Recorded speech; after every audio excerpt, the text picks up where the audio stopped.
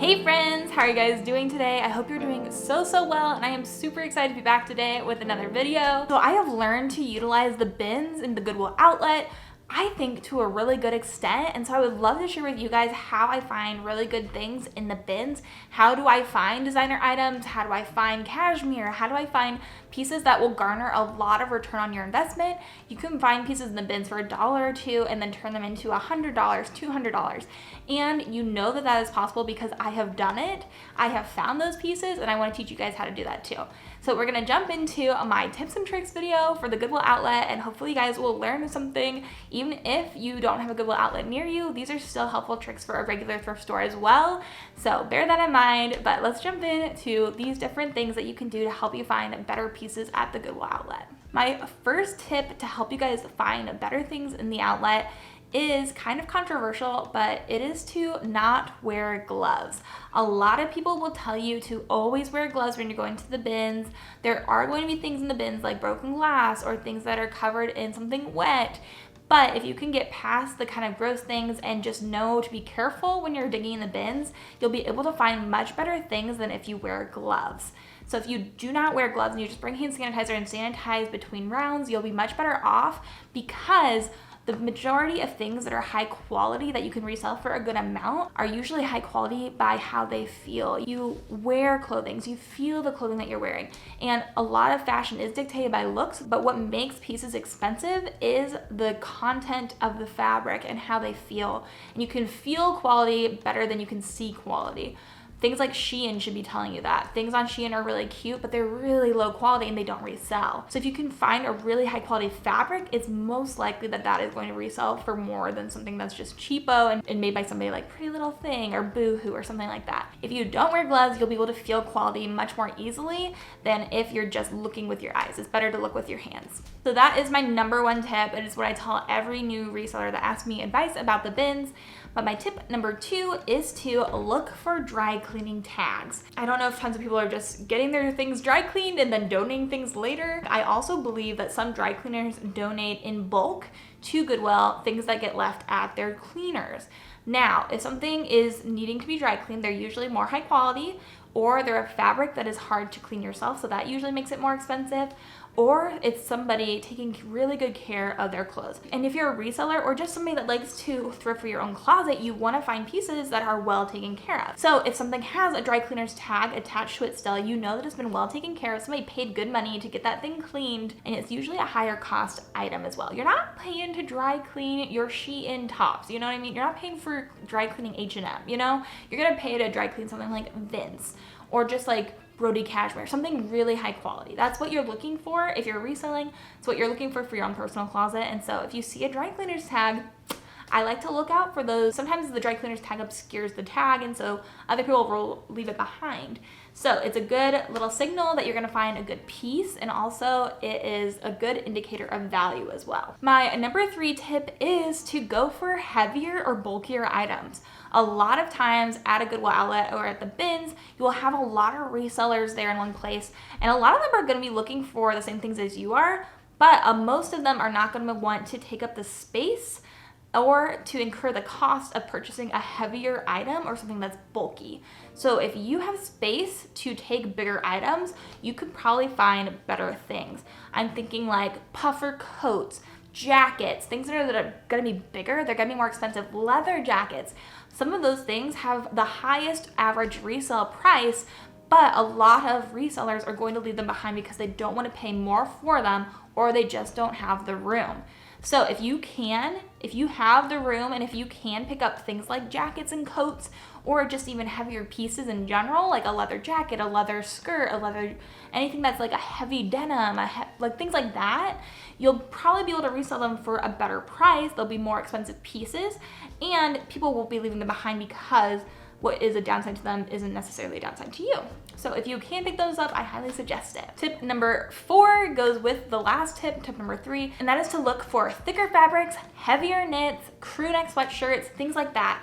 You're generally going to be making your most money from pieces that are thicker, that are more outerwear style pieces. Like I was saying with bulky items, crew necks, things like that will make you a better return on your investment than looking for tank tops, say. So if you can find some crew necks, if you can find something that's a little bit thicker, that goes along with finding good value, that goes along with what we've just been talking about, that is what I would highly suggest. Go for a thicker fabric rather than a thinner one. Tip number 5 will really kind of depend on what your personal outlet is like. For me, I have an outlet where they flip the store regularly and then everybody lines up to get let in at the same time. In that scenario, if that is the same for you guys, this tip will apply to you, and that is to, instead of running with everybody else, going and grabbing a cart and then going to the fresh bins, I suggest if you see things in bags and bins, you go over to the bins and you grab a bag, you grab 2 bags maybe, and then you go and get a cart. So if you can grab some things first, if you are close enough, if you're fast enough to walk over there and grab some bags, to grab some pieces that you can sort at a later time, I would do that and then carry them over to grab a cart, because then you're not getting the second or third round of everybody else's picks. A lot of times, at least at my outlet, people will grab bags and they'll sort them right at the end so there's not time to go through what they put back. So I would suggest, if you can, grabbing clothes first and then getting a cart. Tip number 6 is extremely important, and it honestly could have been tip number 1, and that is to look up comps if you can. If you are able to look up comparison prices for these pieces in the bins while you are there before you buy them, that is wonderful. I know that is not always possible. At least for me, my bins, oftentimes I do not have time to look up a comp price because they flip the store so often. I don't have very much time to sort my cart. I only have time to really look through everything one time and then to try to put things back before I have to line up. So if you have time though, look up comp prices, get on Poshmark. If you're selling on Poshmark, get on Poshmark and look up the brand that you found, look up the piece that you found, see if you can find something that's sold that's like it, and then see if it's worth it for you. And this step goes hand in hand with the next step, and that, step number 7, is to know how much you want to make on your money before you go into the bins, and do not compromise. So if you know that you want to 10x your money, if you know that from each piece you want to make at least 10x, then you cannot settle for making only 2x on a piece. If you're going to buy something for $2 and sell it for $5, it's not worth it. If you're going to buy something for $2 in the bins and sell it for $20, is that worth it to you? That might be, but you need to know that before going in. You don't want to get in there and say, I want to buy only things that will be at least $35 resale value, and then to come out with only things that are like $15, $20 resale value. So you want to have a good idea of what you want to pay for, and even if you don't find things that are within that value, if you're going in wanting only to find pieces that can resell for $100, then it is okay to walk out with nothing if you don't find things that fit within how much you expect to make from your time, from your money. You just need to know how much your time and how much your money is worth to you, and it's okay if it's a different value than what mine is, and go from there. For me, I love at the bins to find things that can resell between like $35 and $50. If I find something that's worth $25 resale, I'll still usually pick it up depending on if I enjoy selling it. I'm not going to pick up something I hate selling for $25. So that's just my personal numbers, but you need to kind of learn what your price range is of what you want to make from pieces that you pick up in the bins, because that is important and you want to have that in mind when you go into a trip. Number 8 is another good tip, and it also is kind of just helpful in life in general, and that is to trust your gut. The bins are full of kooky things. They're full of one-of-a-kind pieces that you're never going to find again. Now, if you are really on the fence about something, then you probably shouldn't get it. But you should trust your gut. If your gut's saying, this is really cool, there's no comps for it, it's handmade, it's one of a kind, if you think it's amazing, then go ahead and pick it up. It's worth it in the bins because your risk is so much lower than anywhere else. If it's worth the risk to you, then you should trust your gut. If you love it, somebody else probably will too. Now, tip number 9 will vary for you based on your location that you're going to. But that is to find out what times they flip your store. Maybe they only flip it once a day. Maybe the whole day is just, they don't flip it again. They just flip it each day. Maybe they flip it every 2 hours. Maybe they flip it every hour. But when I say flip the store, usually at a Goodwill outlet, the Goodwill employees will take everything out, or maybe just a bin at a time. They'll take out a bin and put in a fresh bin. So you want to learn when that flip occurs and you want to be there every single time they flip. If you're going to a Goodwill Outlet and you're going in the middle of the day, you're probably not going to hit the freshest items, but if you can at least stay for when they flip one set of bins, you're going to be able to find much better items because they're going to be less picked over. So for me, my bins that I go to are an hour away from where I live, and so I make a whole day of it. I get there early and I stay for every single flip during the day, so that way I can make the most money from my time that day, so I can be there for the most fresh items and not feel pressure. So I highly suggest the flips are the best time to be at your bins, and this will again depend on which Goodwill Outlet is your closest one to you. But it's definitely good to figure it out. Take a picture of the flips, ask an employee, just do something so you're more aware of what your Goodwill Outlet runs like, so that way you know for the future. Tip number 10 is to bring snacks and water with you. There is nothing worse than when you're in the bins and you get hungry or you're dying of thirst and you need to leave and drive somewhere to pick up food or water, and then you're missing out on a flip, you're missing out on the clothes. If you can even just run out to your car and have some snacks in your car, you're gonna be so much better off. And then if you decide you want to drive somewhere and pick up food, pick up water, then you can, but you're not forced to. You can have some things on hand, so that way you're not gonna faint in the bins. Usually the bins are either hot or cold. They're not usually well regulated temperature-wise. So make sure you are prepared for the day. It's gonna be strenuous. You're gonna be digging the whole day. If you're somebody like me, I pass out really easily. I cannot go there and expect to be digging for hours and not feel faint. So I need to bring something to eat with me. I need to bring something to drink with me. And if you're like me, then make sure you do that. You need to take care of your body, and even though you're thrifting, you still need to do that. So we have 13 tips. We're almost there. If you're liking this video, make sure to give it a thumbs up. Consider subscribing while you're here. But tip number 11 is, if your Goodwill Outlet is divided into hard good bins and clothing bins, even if you are a clothing reseller, make sure to check out the hard goods bins. And vice versa, if you're a hard goods reseller, make sure you still check out the clothing bins, at least a cursory glance.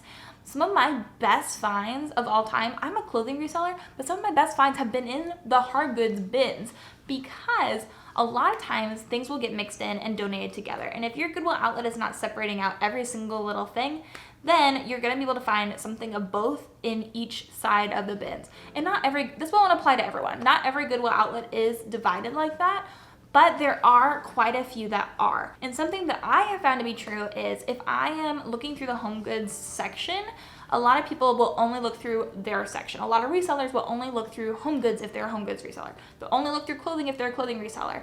And so if there is a bag of clothing mixed in with the hard goods, most of those hard goods people don't know what brands are good. They're not looking at those clothes at all. I have found Patagonia puffer jackets in the hard goods section before. I have found different Anthropologie pieces. I have found so many really nice pieces in the hard goods section, because usually those resellers don't know what they're looking for.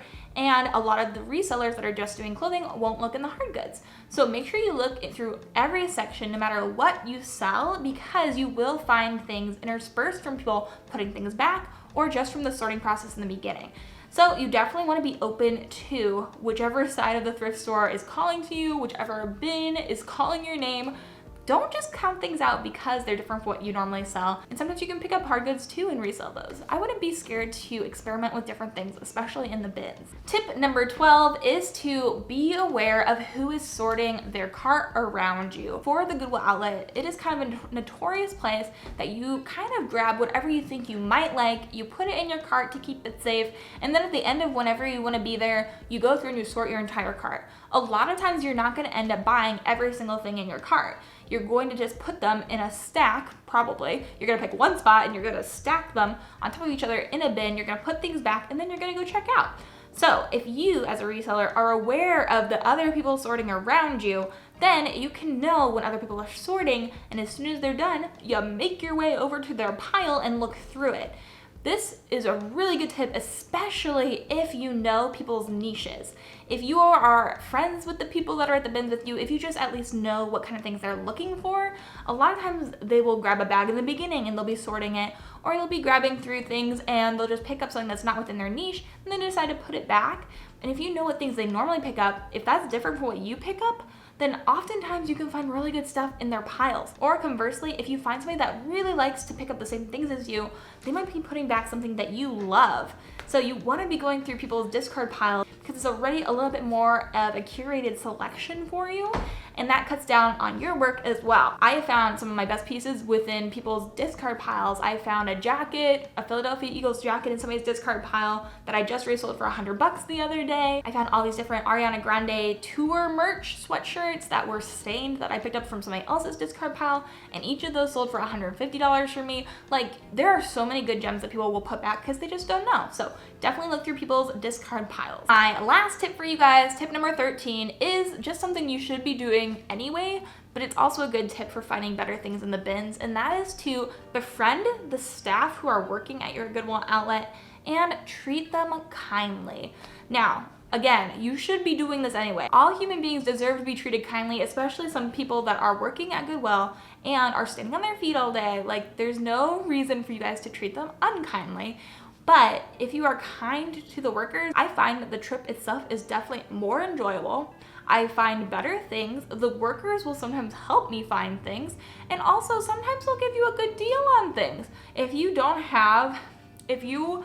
weigh everything at your Goodwill outlet, and the people who are working sometimes determine the prices, like a piece of furniture or a hard good, then if you make friends with the people that are working there, they often will give you a better deal because you treat them like a human being, and some people there get really mad at them. They deserve to have a good day too. Sometimes I bring the people that work at my Goodwill outlet like Burger King around lunchtime because they're hungry too. They're working there all day, just the same as you are. So I find that when I am kinder to the people that are working at the Goodwill outlet, then I find better things, I have a better day. And that's not karma, that is just being kind to other people, and that makes me feel happier, you know? So honestly, that does help you find better things in the Goodwill outlet, and a lot of times the workers, they want to see you find good things, and they'll see something and point it out to you or give it to you. I highly encourage being kind to all the people around you, being kind to the workers. It really does change your day at the Goodwill outlet, I promise you. So those are my 13 tips and tricks to help you find better things in the Goodwill outlet, to find better pieces in the bins that will resell for more. I hope you found some of these pretty helpful. I know that these are helpful to remind myself of. So make sure to comment down below which tip was your favorite, which one do you resonate with, or if you have another tip for people that are trying to resell or just shop at the bins in general. If you are a reseller, for sure, let us know down below. Give us your best tip for the bins. It's super helpful when we all share our knowledge. If we have a special little thing that we do and it works for us, please make sure you share it down below, not only for me, but for everybody else that is going to be here at this video. So thank you guys so much for watching. I hope you guys are having an amazing day. I hope you have an amazing rest of your day. And until the next video, bye.